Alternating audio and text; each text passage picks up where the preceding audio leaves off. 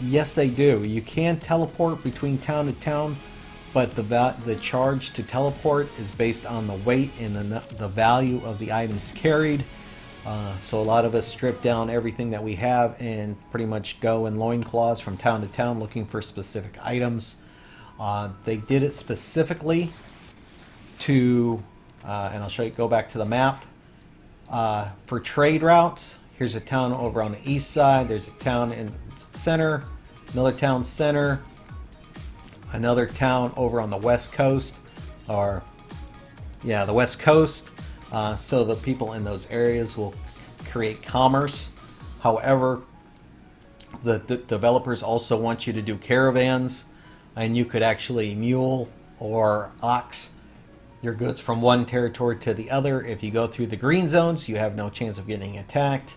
If you go in the red zones and yellow zones, you would have to have guards, and guilds may say, hey, we're going to be the protectors of caravans. So you would pay them in silver to protect your goods as you ran them from one town to another. So they're kind of diversely role-playing a medieval world style, giving you different options. The same thing is guilds that are up in these territories way at the top. They need items from the green zones, the lower level tiers, to craft things up in their areas. So they have to run caravans back and forth. Gives you good opportunity to attack them and take their goods as they're in the roads traveling through the yellow and red zones. So it's very diverse, very populated. Currently, a lot of action depending on how you want to play. Let's see, in combat, does one style type dominate or can be pretty decent? I know some games favor classes over other. Mad Irishman, good question. I hope I read it well enough for people to understand. This game is you are what you wear. We go back to the Destiny board real quick. Over on this side is my combat efficiency and or knowledge. And you see I have points down at the bottom, which is a base warrior. I have a lot of points in the middle, which is base ranger. And then I have some up in the top, which is base magic. Since I have opened all three subclasses, I can use and learn any items in those ranks. So currently I'm wearing a full leather set. However, I could wear a plate chest and leather feet and helms, or since I've opened up the magic, I could put on cloth hat or cloth boots and mix and match as anything that I wanted to do. Currently in my inventory, I have a demonic staff that I'm leveling, I'm playing with to try to get the idea. My best weapon so far is the glacial staff. I'm doing a glacial mage.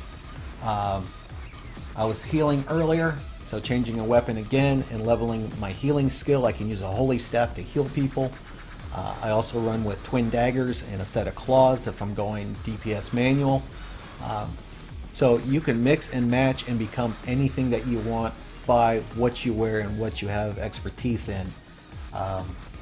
So the game does not say a fighter has to wear plate. A fighter can actually wear cloth if he wanted, depending on his weapon and his choice of skills, being your attacks, your defenses. So again, the game says you are what you wear, and literally you are, as long as you get the... Mad Irishman, thank you for the follow. I missed it popping up on the screen. Welcome to Banana Land. I'm your host, the Braz Monkey, the old fart on Twitch, or one of them.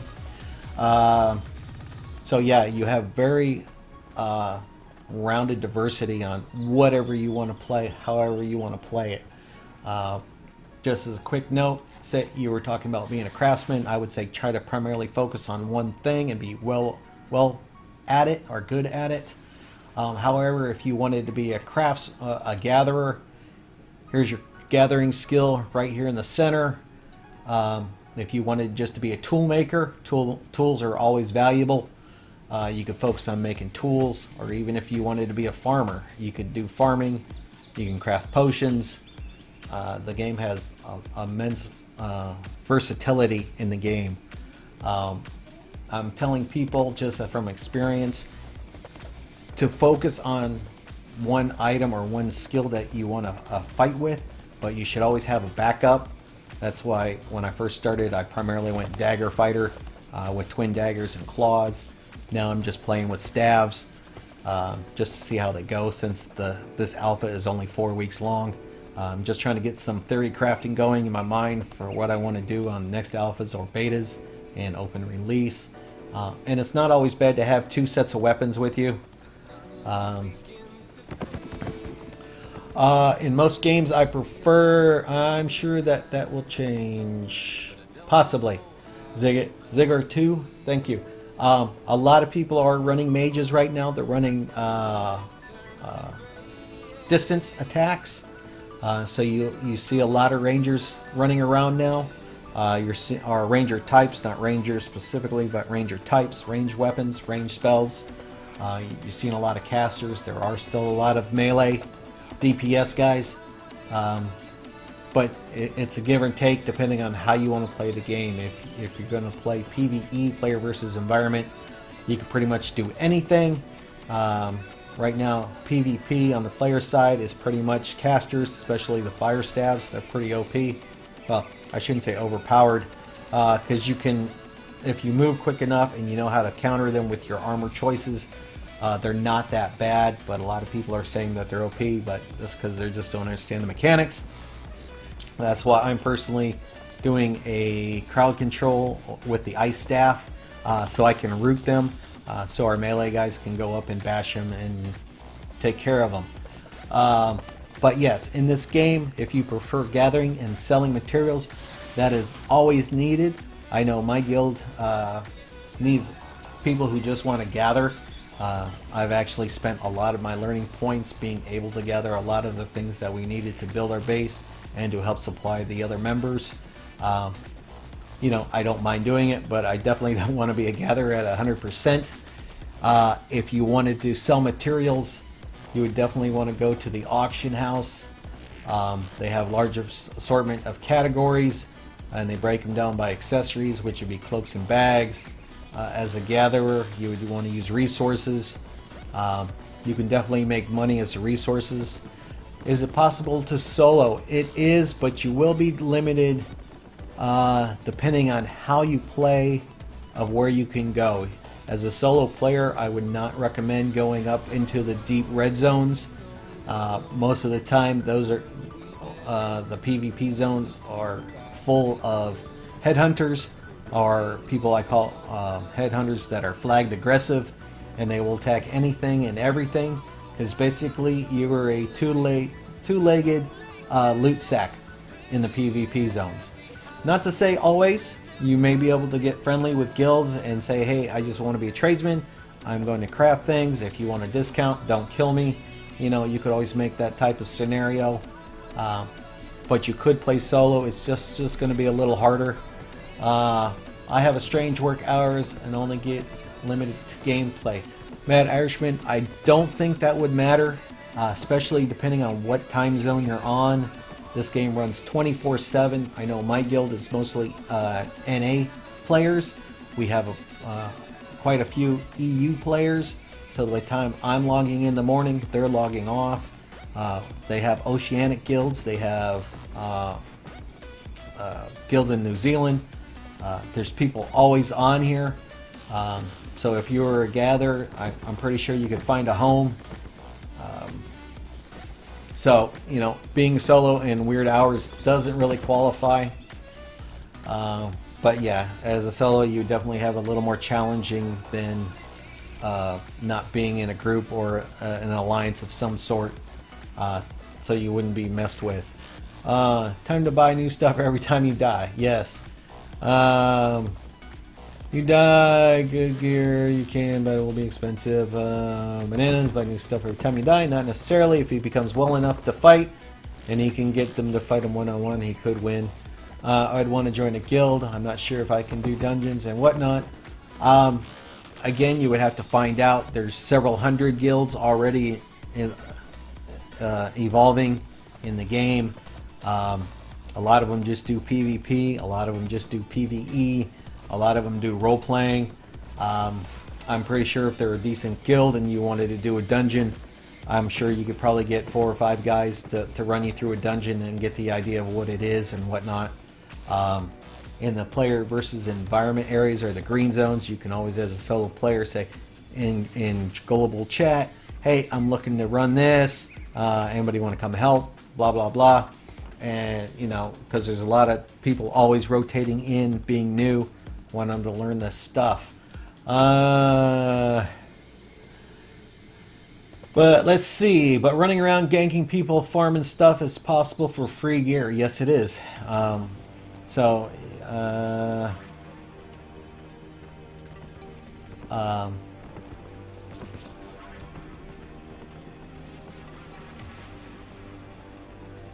Getting ready to attack the town.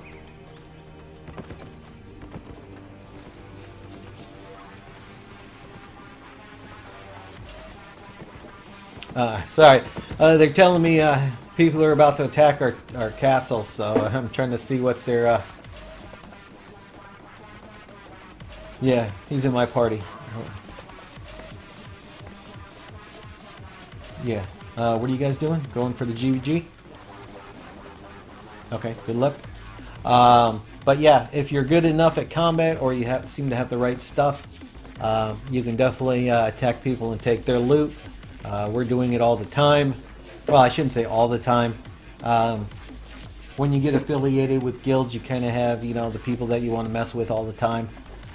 So every time you see them, you go over and, you know, mess with them.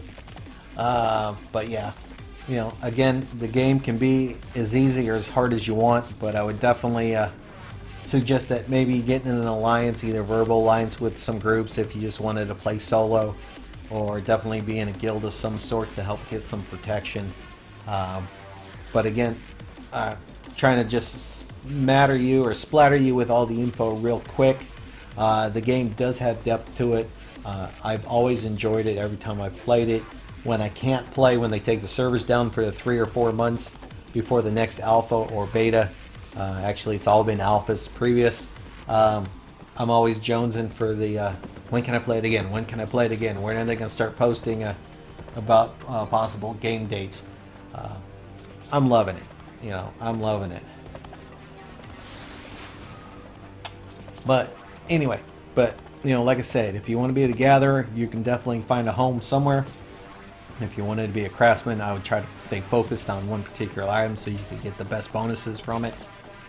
But you can do anything you want. You know, you can go to the Destiny board and say, hey, I just want to make all beginning tools, you know, and just level 1 tools and go sell them for, you know, 20 silver on the market. You know, however you want to play the game. You don't have to sell a lot of tools to make a lot of money, but, you know, you can do that. We have one guy in our guild that likes to be considered a trader. All he does all day is go from auction to auction house, buying stuff, flipping it at another auction house and making money. He currently has more money than our guild does. But that's the way he wants to play the game. And let's see, are we catching up? We have caught up. Better than other MMOs that you've played. I wouldn't say better. I would say different. I have played Guild Wars 2. I have played Neverwinter. I've played Path of Exile.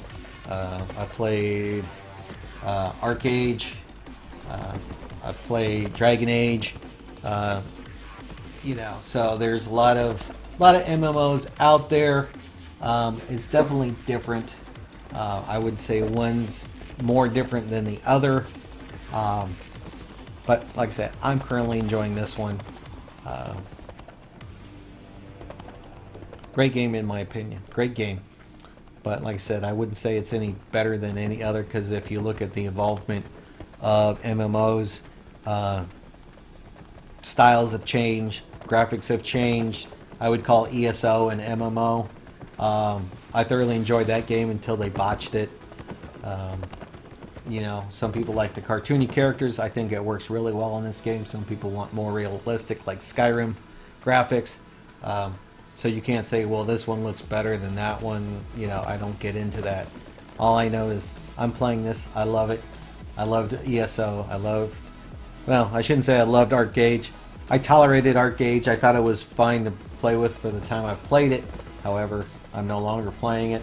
That tells you how much I love it.